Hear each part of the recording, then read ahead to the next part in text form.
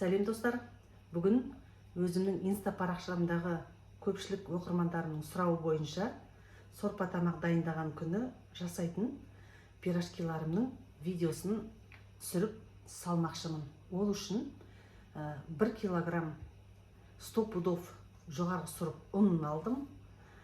1 литр ыстықтау етіп су және ішіне татымды етіп тұзын салдым. Енді ұнға дрожжи саламын. 1 шай қасықтың көлемінде, 1 ас қасық қант, 3 қасықтың көлемінде сұйық май.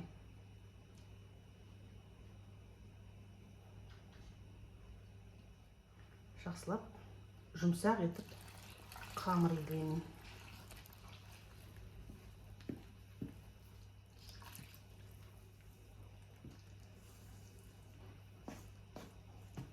Қамырымыз тым жұмсақ, немесе тым қатты болмау керек. Орташа жұмсақтықтағы қамыр болып шығу керек. Әрі қарай қолмен илеймін.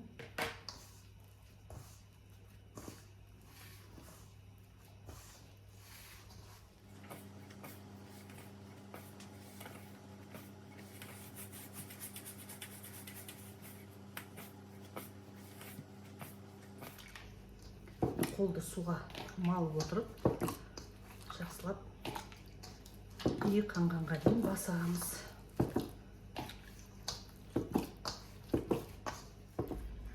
Мінекей достар, тура осындай қолға жабысып жатқан қамыр болып шықты менде. Енді үстіне сұйық майын қойып, бетіне жағып осылай.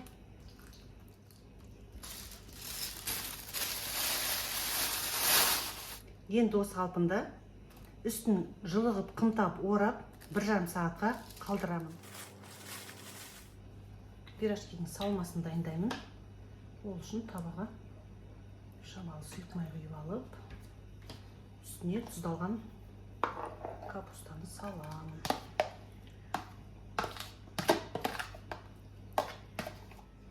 Енді осыны газға қойып 5-7 минуттың көлемінде қуырамын. Мінекей достар, 1,5 сағат уақыт өтті.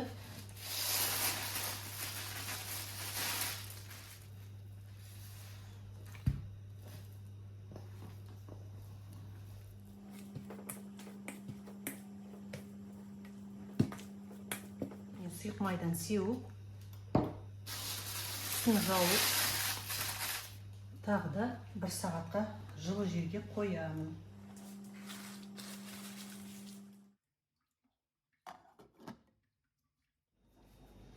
Қамыр осымен екінші рет көтерілді.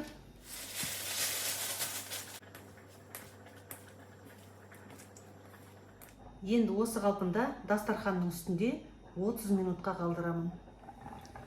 Пирожкиға салма ретінде дайындап жатқан картошка пісуге жақын қалды. Енді соған араластыратын ұсақтап туралған пиязды қуырып аламын. Ол үшін табаға май құямын. Бұл жерде сорпаның бетінің майы. Осыншама жеткілікті.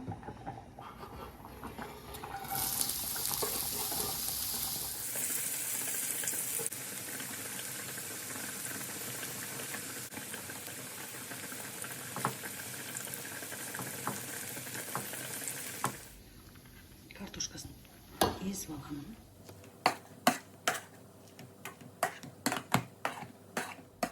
Енді үстіне жаңағы қуырған пиязды қосамын.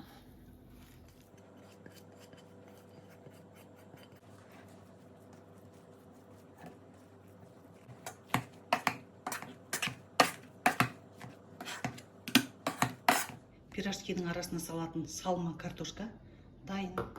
Картошкасын дайындап болғанға дейін менің қамырым тағы да 1 рет көтеріліп дайын тұр. Енді пирожкиді жасауға кірісемін.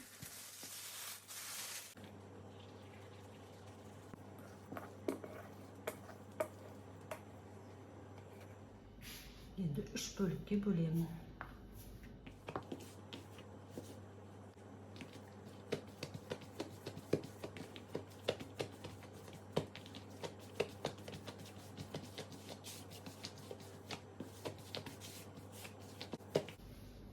осылай 5 минутқа қалдырамын.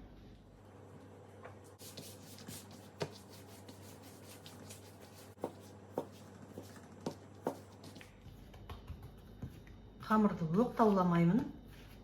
Әрқайсысын осылай қолмен жазып шығамын.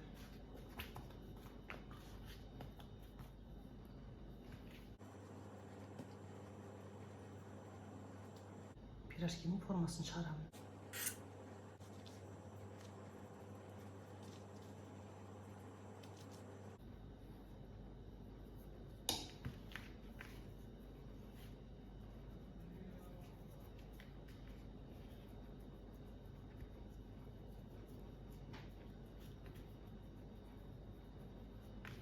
Достар, картошка мен пирожки жасалынды. Енді тура осылай қуырылған капустамен жасаймын.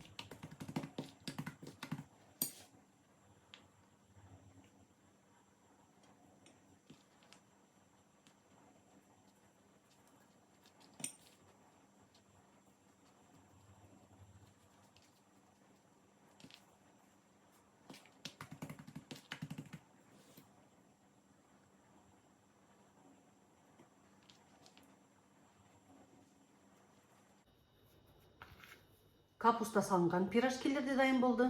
Енді шамалы көтерілу үшін 15 минутқа қалдырамын.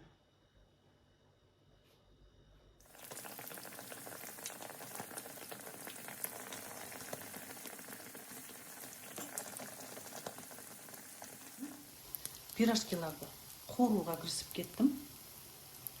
Қараңыздаршы, көтеріліп өте әдемі болды. Қуырылып жатыр.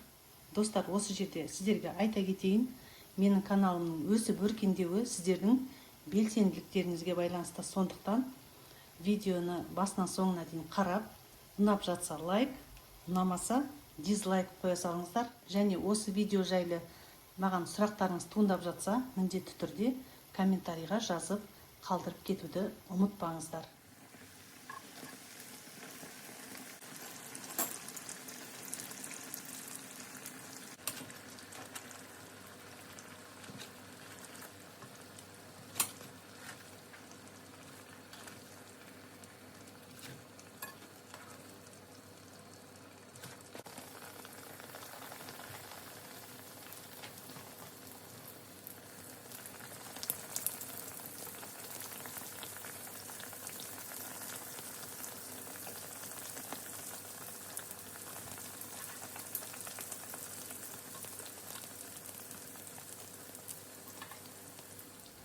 Достар, осы уақыт аралығында менімен бірге болғандарыңыз үшін алғысымды білдіремін.